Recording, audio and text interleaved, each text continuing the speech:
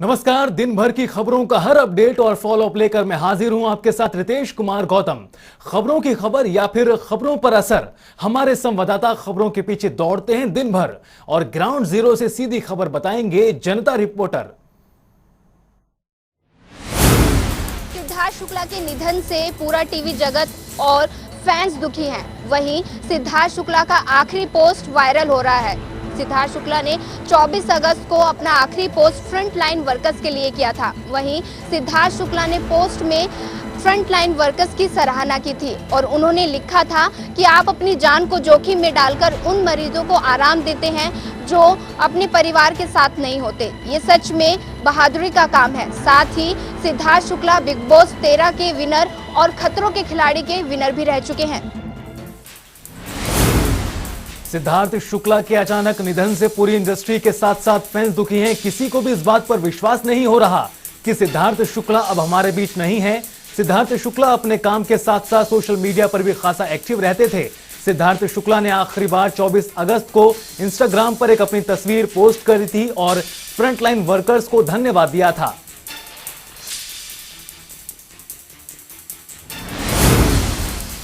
अफगानिस्तान पर कब्जे के साथ ही तालिबान में सरकार की तैयारी तेज हो गई है।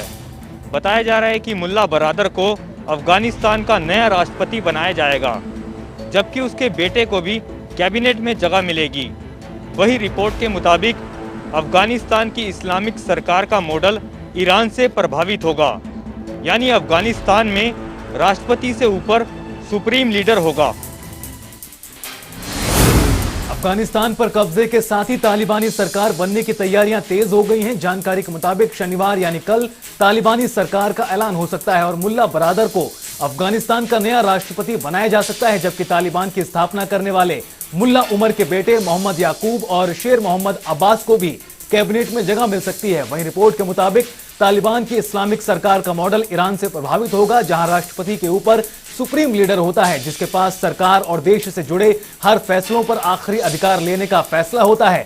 अफगानिस्तान का सुप्रीम लीडर रहस्यमयी हैबतुल्ला अखुंज़ादा होगा, जिसकी सिर्फ एक ही तस्वीर अब तक सार्वजनिक है। पंजाब के मोगा में किसानों पर हुए लाठीचार्ज के बाद हरियाणा के बीजेपी के नेताओं पर पंजाब की कांग्रेस सरकार आ चुकी है। चंडीगढ़ में शुक्रवार को हरियाणा के गृह मंत्री अनिल विज ने कांग्रेस नेताओं पर निशाना साधा। विज ने कहा कि पंजाब में कांग्रेस की सरकार में किसानों पर लाठीचार्ज हुआ है। अब ऐसे में राहुल गांधी कोई ट्वीट नहीं कर रहे, बल्कि पूरी तरह से चुप नजर आ रहे हैं। विज ने कहा कि पहले कांग्रेस अपने आप को ठीक करें, फिर दूसरों की बात करें। काबिले गौर है कि हाल ही में हरियाणा के करनाल में जो लाठीचार्ज हुआ था, इस मामले में पंजाब के मुख्यमंत्री कैप्टन अमरिंदर सिंह ने ट्वीट किया था और हरियाणा सरकार को घेरा था। नॉर्थ ईस्ट दिल्ली दंगे को लेकर सुप्रीम कोर्ट ने दिल्ली पुलिस पर नाराजगी जताई है। आपको बता दें कि दिल्ली पुलिस ने एक ही अपराध में 5 FIR दर्ज की है। अब ऐसे में सवाल ये उठता है कि क्या दिल्ली पुलिस को सुप्रीम कोर्ट के फैसले के बारे में जानकारी नहीं थी, क्योंकि सुप्रीम कोर्ट ने पहले ही बता दिया है कि एक ही अपराध में अलग अलग FIR दर्ज नहीं किए जा सकते। आपको बता दें कि इतनी बड़ी लापरवाही सामने आने के बाद अब वरिष्ठ अधिकारी की लापरवाही सामने देखने को मिल रही है। अब सवाल ये भी उठता है कि आखिर चुप कहां हुई। नॉर्थ ईस्ट दिल्ली दंगों को लेकर सुप्रीम कोर्ट ने पुलिस को असफल करार दिया है। दरअसल एक ही अपराध में दिल्ली पुलिस ने 5 FIR दर्ज की हैं। ऐसे में सवाल ये उठता है कि क्या पुलिस को सुप्रीम कोर्ट के फैसले की जानकारी नहीं है, क्योंकि सुप्रीम कोर्ट पहले ही कह चुका है कि एक ही घटना के लिए अलग अलग FIR दर्ज नहीं की जा सकती। तो ऐसे में जिस तरीके से जांच की गई, उससे वरिष्ठ अधिकारियों की लापरवाही साफ नजर आती है और सवाल उठता है कि आखिर चूक कहां हुई। दिल्ली विधानसभा से एक चौंका देने वाली खबर सामने आ रही है। जी हां, दिल्ली विधानसभा में एक सुरंग मिली है। जी सही सुना आपने, एक सुरंग। दरअसल ये सुरंग दिल्ली विधानसभा को लाल किले से जोड़ती है। गौरतलब है कि स्वतंत्रता सेनानी इस सुरंग का इस्तेमाल एक जगह से दूसरी जगह जाने के लिए किया करते थे। वैसे तो ये सभी को पता है कि एक फांसी वाला कमरा भी हुआ करता था, लेकिन वह कमरा किसी को अभी तक मिला नहीं था और अब वह कमरा मिल चुका है, जो अगले 15 अगस्त से स्वतंत्रता सेनानियों के लिए इस्तेमाल किया जाएगा। दिल्ली विधानसभा से लाल किले को जोड़ने वाली एक खुफिया सुरंग की खबर ने लोगों को चौंका दिया है। दरअसल दिल्ली असेंबली स्पीकर रामनिवास गोयल ने न्यूज एजेंसी एएनआई को बताया कि दिल्ली विधानसभा में एक सुरंग जैसा ढांचा मिला है जो विधानसभा को लाल किले से जोड़ता है। हालांकि सुरंग के इतिहास पर कोई स्पष्टता नहीं है, पर माना जा रहा है कि अंग्रेजों द्वारा स्वतंत्रता सेनानियों को एक जगह से दूसरी जगह ले जाने में इसका इस्तेमाल किया जाता था। सुप्रीम कोर्ट से पश्चिम बंगाल सरकार को बड़ा झटका लगा है। दरअसल सुप्रीम कोर्ट ने डीजीपी की नियुक्ति प्रक्रिया को चुनौती देने वाली याचिका पर सुनवाई से इनकार कर दिया है। सुप्रीम कोर्ट ने सख्त टिप्पणी करते हुए कहा कि ऐसी याचिकाएं न्यायिक प्रक्रिया और अधिकारों का दुरुपयोग हैं। पश्चिम बंगाल में सरकार ने सुप्रीम कोर्ट में याचिका दायर कर मांग की थी कि राज्य सरकार को बिना संघ लोक सेवा आयोग के दखल के डीजीपी नियुक्त करने की अनुमति दी जाए, लेकिन सुप्रीम कोर्ट ने याचिका पर सुनवाई से इनकार कर दिया, जो पश्चिम बंगाल सरकार के लिए एक बड़ा झटका है। देश में कोरोना वायरस का खतरा अभी खत्म भी नहीं हुआ है, लेकिन उत्तर प्रदेश में डेंगू बुखार ने स्वास्थ्य महकमे की नींदों को उड़ाकर रख दिया है। आपको बता दें कि डेंगू की वजह से अकेले फिरोजाबाद में 40 से ज्यादा लोग अपनी जान गंवा चुके हैं और सबसे बड़ी बात यह है कि इसमें 37 से ज्यादा बच्चे शामिल हैं। वहीं मथुरा में भी 10 से ज्यादा लोग इसमें अपनी जान गंवा चुके हैं और उसमें भी बड़ी संख्या में बच्चे शामिल हैं। तो उसको कुल मिलाकर उत्तर प्रदेश में 50 से ज्यादा लोगों की मौत हो चुकी है और ज्यादा मात्रा में बच्चे जो है वो इसका शिकार बन रहे हैं, जिसकी वजह से माता पिता के साथ साथ पूरे स्वास्थ्य महकमा उत्तर प्रदेश का डरा हुआ है। अब देखना यह है कि उत्तर प्रदेश में इस रहस्यमयी बुखार को कब तक काबू में किया जा सकता है। जहां कोरोना की दूसरी रफ्तार धीमी हो रही थी, वहीं तीसरी लहर ने लोगों के बीच अपना पैर पसारना शुरू कर दिया है। वहीं एक दिन में 45,000 के आसपास नए केस सामने आए हैं। वहीं आपको बता दें कि 4 लाख के आसपास एक्टिव केस शामिल हैं, जिससे लोगों की चिंता काफी बढ़ गई है और सरकार की भी चिंता दिन पर दिन काफी बढ़ती जा रही है।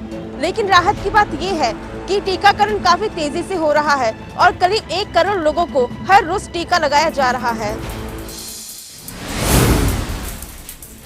टोक्यो पैरालंपिक में भारत का शानदार प्रदर्शन लगातार जारी है। टोक्यो पैरालंपिक में भारत ने अब तक कुल 12 पदक जीत लिए हैं, जिनमें से 2 गोल्ड, 6 सिल्वर और 4 कांस्य पदक शामिल है। शूटिंग में गोल्ड जीतने वाली अवनी लेखरा ने एक और मेडल अपने नाम किया है।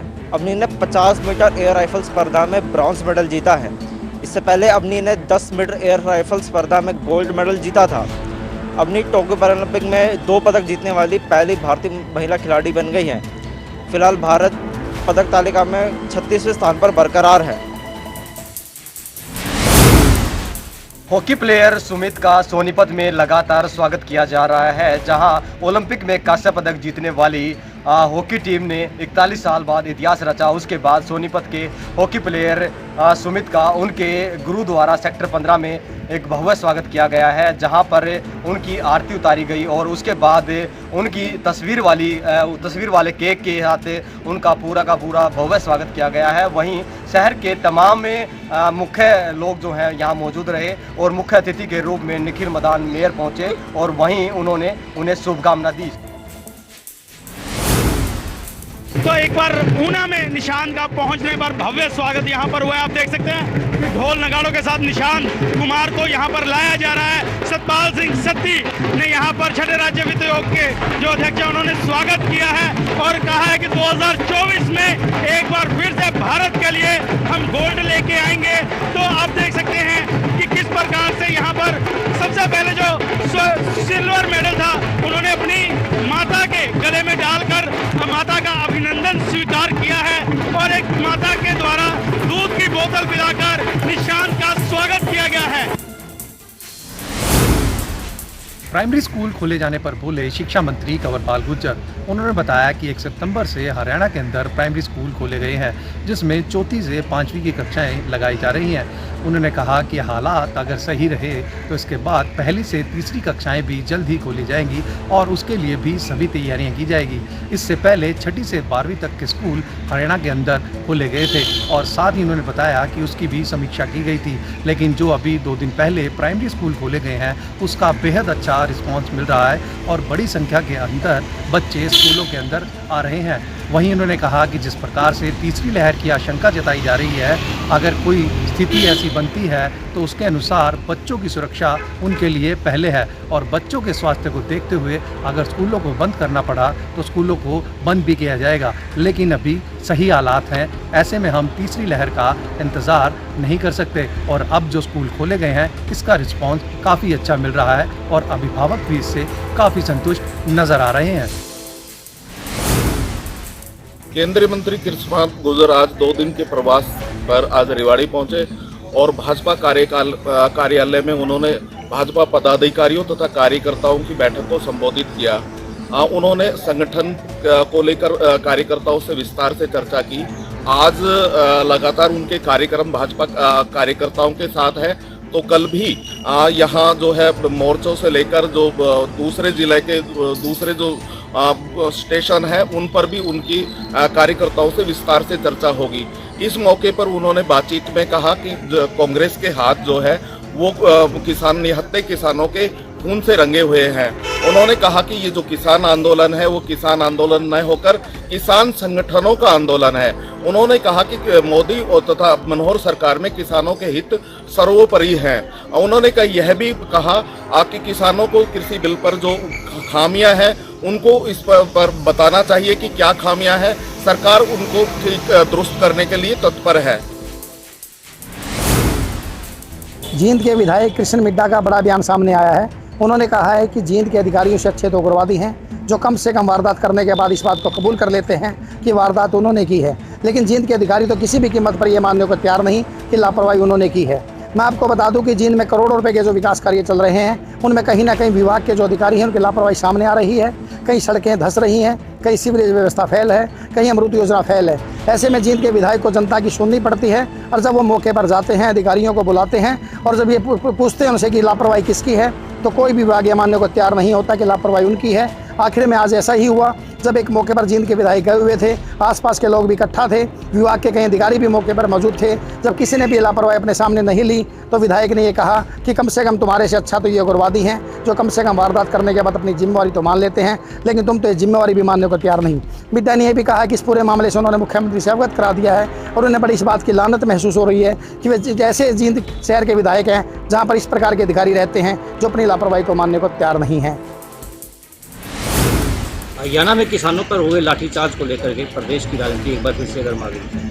कांग्रेस की वरिष्ठ नेत्री किरण चौधरी ने भाजपा जसपा सरकार को घेरने का प्रयास किया और कहा कि मानव अधिकार आयोग को इस मामले में कार्रवाई करनी चाहिए क्योंकि उन लोगों ने शिकायत भी की। वहीं मेघालय के राज्यपाल सत्यपाल मलिक को किसानों के समर्थन में आने पर किरण चौधरी ने फ़ोन पर बधाई भी दी है। उनका कहना है कि ऐसे अधिकारियों को जो लाठीचार्ज की बात करते हैं उनके खिलाफ सख्त से सख्त कार्रवाई की जानी चाहिए। कोरोना काल ने फरीदाबाद के व्यापारियों और दुकानदारों की कमर तोड़कर रख दी है और बची कुची कसर मानसून सीजन ने निकाल दी है। जगह जगह सीवरेज ओवरफ्लो और जल निकासी की समस्या से दुकानदार परेशान है और आज इसी को लेकर फरीदाबाद की लगभग 40 वर्ष पुरानी सेक्टर 7 हुड्डा मार्केट के दुकानदार आज विधायक नरेंद्र गुप्ता से मिलने पहुंचे और दुकानदारों की अपील पर विधायक नरेंद्र गुप्ता ने मार्केट का दौरा किया। इस दौरान दुकानदारों ने अपनी समस्याओं से विधायक को रूबरू कराया और साथ ही साथ अपनी टीस रखते हुए कहा कि कोरोना काल में ग्राहकों की कमी से वे वैसे ही जूझ रहे थे और अब सड़क पर जल निकासी की व्यवस्था न होने के कारण स्ट्रीट लाइट, शौचालय समेत तमाम समस्याओं के चलते ग्राहक मार्केट तक नहीं पहुंच रहा है। ऐसे में विधायक नरेंद्र गुप्ता ने मौके पर ही अधिकारियों को दिशा निर्देश जारी किए और इसके बाद सेक्टर 7 हुड्डा मार्केट के व्यापारियों में, दुकानदारों में उम्मीद बंधी है कि अब सूरत हाल उनकी मार्केट का जरूर बदला नजर आएगा और कोरोना काल में आर्थिक मंदी से जूझ रहे दुकानदारों को कुछ राहत मिल सकेगी। गुरुग्राम के पौष इलाके में लगातार चोरी की घटनाएं सामने आ रही हैं। सन सिटी इलाके में कुछ ही मिनटों में 200 ग्राम सोना, कीमती मोती, कीमती घड़ियों को चुराकर चोरी को अंजाम दिया गया। इससे पहले भी गुरुग्राम से कई वारदात सामने आ चुकी हैं। बड़ा सवाल यह उठता है कि सीसीटीवी कैमरा, सुरक्षा गार्ड तैनात होने के बाद भी चोरी की घटनाओं की संख्याओं में बढ़ोतरी कैसे हो रही है। गुरुग्राम में 16 साल की नाबालिग ने संदिग्ध परिस्थितियों में 7वीं मंजिल से छलांग लगा दी, जिसके बाद इलाज के लिए उसको हॉस्पिटल में एडमिट कराया गया, लेकिन इलाज के दौरान उसकी मौत हो गई। पुलिस ने शव को कब्जे में लेकर जांच शुरू कर दी है, जिसके बाद ही हत्या के कारणों का खुलासा हो पाएगा। हिमाचल प्रदेश में मौसम ने एक बार फिर से मिजाज बदल दिए हैं। दरअसल शुक्रवार को हिमाचल प्रदेश के कई जिलों से खबरें आ रही हैं कि भारी बारिश यहां पर हुई है। ऐसे में जनजीवन अस्त व्यस्त भी हुआ है। भूस्खलन की वजह से कई सड़कें बंद हैं, लेकिन राज्य सरकार की तरफ से और प्रशासन की तरफ से लगातार तैयारियां की जा रही हैं कि आखिर किस तरह से तुरंत सड़कों को खोला जाए। इसको लेकर युद्ध स्तर पर काम किया जा रहा है। वहीं आपको तस्वीरें दिखाएं राजधानी शिमला की, पहाड़ों की रानी शिमला, ये ऐसे ही मशहूर नहीं है। देश और दुनिया में एक अलग पहचान इसी प्राकृतिक सौंदर्य की वजह से हिमाचल प्रदेश की राजधानी शिमला को माना जाता है। और ऐसे में आप देखें कि किस तरह से बादल जो हैं वो अब जमीन पर आते नजर आ रहे हैं। वहीं इस खुशनुमा माहौल में वीकेंड के मौके पर हुई इस बारिश के बाद अब पर्यटकों की आमद भी बढ़ने लगी है। पर्यटन व्यवसायियों का कहना है कि अब हिमाचल प्रदेश में इस बार वीकेंड के मौके पर अच्छा कारोबार होने के आसार हैं। ऐसे में मौसम विभाग ने चेतावनी जारी की है कि अब अगले 48 घंटे तक मौसम ऐसा ही बना रहेगा। वहीं भारी बारिश का अनुमान मौसम विभाग ने लगाया है। सुबह हिसार में हुई बारिश ने प्रशासन के दावे की पोल खोल के रख दी है। प्रशासन की ओर से दावा किया जा रहा था कि बारिश के मौसम को देखते हुए अब की बार हिसार में पुख्ता प्रबंध किए गए हैं। सभी नाले हैं उनकी सफाई करवाई गई है ताकि जल भराव की स्थिति वो पैदा ना हो। परंतु आज सुबह हुई बारिश ने एक बार से फिर जो प्रशासन के द्वारा दावे किए गए थे उनको झुठला दिया है। बारिश बंद हुए करीब 2 घंटे हो चुके हैं और अभी भी सड़कों पर जल भराव की स्थिति जो की त्यों बनी हुई है। जिसमें बारिश हुई थी पूरे हिसार के अधिकांश हिस्से में जल भराव की स्थिति देखने को मिले। देखना होगा कि आगामी समय में प्रशासन की ओर से जल भराव के समस्या को देखते हुए किस प्रकार के प्रबंध किए जाते हैं। मेरे पीछे भी आप देखना चाहूँगा कि इस समय हम कैमरी रोड पर मौजूद हैं और यहाँ का जो हालात हैं वो आप तस्वीरों में देख सकते हैं कि बारिश बंद हुए अभी 2 घंटे हो चुके हैं और उसके बाद भी यहाँ पर जल भराव की स्थिति जो की त्यों है। आने वाला समय ही बता पाएगा कि प्रशासन की ओर से अब किस तरह के पुख्ता प्रबंध किए जाते हैं। क्या हिसार को जल भराव की स्थिति से निजात मिल पाएगी। यहां रुकेंगे एक छोटे से ब्रेक के लिए। आप बने रहिए जनता टीवी के साथ।